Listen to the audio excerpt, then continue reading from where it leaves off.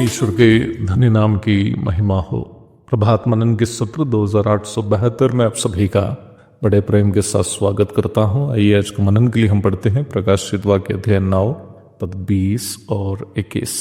बाकी मनुष्यों ने जो उन मरियों से ना मरे थे अपने हाथों के कामों से मन न फिराया कि दुष्ट आत्माओं की और सोने और चांदी और पीतल और पत्थर और काठ की मूर्तियों की पूजा ना करे, जो ना देख ना सुन ना चल सकती है, और जो खून और टोना और व्यभिचार और चोरी उन्होंने की थी उनसे मन ना फिराया।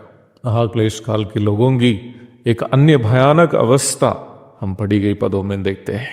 परमेश्वर की ओर से होने वाली भयानक विपत्तियों से गुजरते समय भी वे लोग पश्चाताप करने और नम्र होने के लिए तैयार नहीं हुए। पश्चाताप करने या नम्र होने के लिए लोग इसलिए तैयार नहीं होते क्योंकि उनके मन में घमंड भरा हुआ है। घमंडी लोग कभी भी अपने पापों का अंगीकार नहीं करते, उल्टा वे ऐसी सोच रखते रहेंगे कि उनकी सारी समस्याओं का कारण कोई दूसरा है। बाइबल हमें चेताती है कि परमेश्वर घमंडियों का विरोध करता है। याकूब 4:6। नीति वचन 16:5 में हम इस प्रकार पढ़ते हैं, सब मन के घमंडियों से यहोवा घृणा करता है। मैं दृढ़ता से कहता हूं ऐसे लोग निर्दोष ना ठहरेंगे। अंग्रेजी में ये पद और भी कठोर है। Everyone who is proud in heart is an abomination to the lord, assuredly he will not be अनपनिश्ड।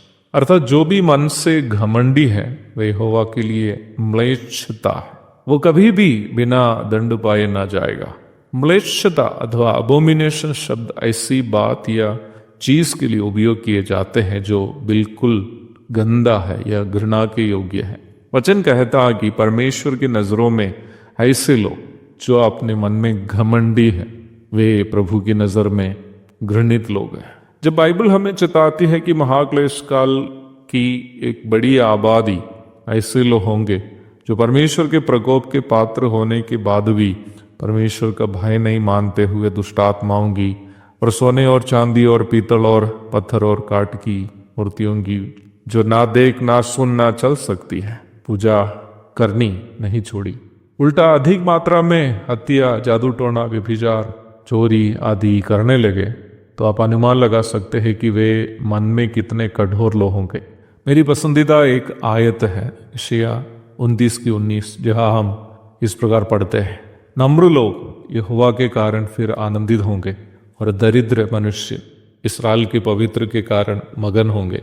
संसार के सुख सुविधाओं, अधिकार, धन, नाम, धन आदि से बढ़कर केवल और केवल परमेश्वर पर आनंदित होना हो तो मन में नम्र होना अनिवार्य है। दुखजनक बात यह है कि बहुत सारे लोग मन में नम्र नहीं है, इसलिए वे अपनी सांसारिक सौभाग्यताओं को देखकर आनंदित होते हैं। हमारे मन का घमंड हमें परमेश्वर पर आनंदित होने से वंचित कर रखता है। परंतु वचन हमें चेताता है कि हम जितने घमंडी होकर पापों से मन ना फिरते हुए नम्रता के बिना जीवन बिताते हैं, उतना हम अधिक परमेश्वर से दंड के लायक हो जाते हैं। निर्गमन की पुस्तक में हम मिस्र के राजा फिरौन के बारे में पढ़ते हैं। कई विपत्तियों का सामना करने के बावजूद भी मिस्र का राजा फिरौन अपने मन को कठोर करते रहा और अंत में जाकर के उसको अपना बेटा को भी खोना पड़ा है। इस्राएल के पुरोहित एली के 2 बेटे होप्नी और बिनहास के बारे में हम पहला शमूएल अध्याय 2 में पढ़ते हैं। वे लुच्चे थे जो यहोवा को अर्थात एकमात्र सनातन परमेश्वर को नहीं पहचाना। वे अधार्मिक तथा मिलाप वाले तंबू के द्वार पर सेवा करने वाली स्त्रियों के संग कुकर्म भी करते थे। पहला शमूएल 2:12। उनके पिताजी एली पुरोहित उन्हें उनके अपराधों के बारे में छताने के बावजूद भी वे अपने पापों पर पश्चाताप करने और खुद को नम्र करने के लिए तैयार नहीं हुए। उसके बारे में पहला शमूएल 2:25 में हम इस प्रकार पढ़ते हैं, तो भी उन्होंने अपने पिता की बात ना मानी, क्योंकि यहोवा की इच्छा उन्हें मार डालने की थी।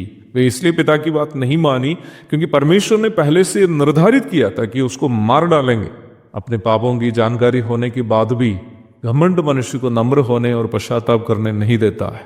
ऐसी परिस्थिति में मनुष्य पहले से अधिक दंड का पात्र बन जाता है। मुझे सुनने वाले प्रिय भाई बहनों, कोई भी ऐसा व्यक्ति अपने पापों की जानकारी होने के बावजूद भी, कलीसिया के लोग, आपसे बड़े लोग, आपके माता पिता, आपकी कलीसिया के अगुए आपको चेताने के बावजूद भी आप जानबूझकर पाप में पश्चाताप के बिना जीवन बिता रहे हो, अवश्य ध्यान रखना, अवश्य सुनिएगा मेरी बात को। आप इसलिए मन में फिर रहे हो क्योंकि परमेश्वर ने आपको बहुत बड़ा दंड के लिए ठहरा है। महाक्लेश काल के भी आगे के अध्यायों में हम यही देखने जा रहे हैं। प्राथमिक विपत्तियों से गुजरने के बाद जो लोग नहीं मरे, पश्चाताप नहीं किए, उल्टा अधिक पापों में डूब गए, वे पहले से भी बड़ी विपत्तियों का सामना करते हुए हम आगे के अध्याय में देखेंगे। पश्चाताप के साथ, नम्रता के साथ प्रभु में लौट आने का आह्वान विनम्रता पूर्व देते हुए आज का मनन मैं यहाँ समाप्त करता हूँ। प्रभु आप सबको आशीष दे। आमीन।